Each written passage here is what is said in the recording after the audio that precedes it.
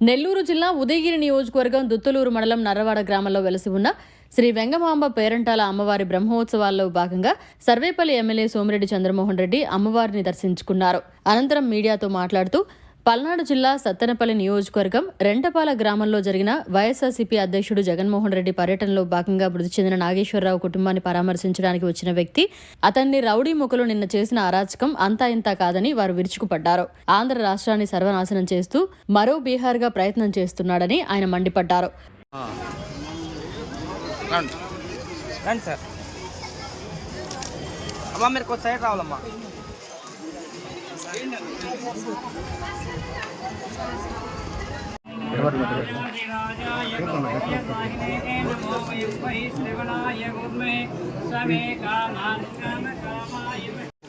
ఓకేనా?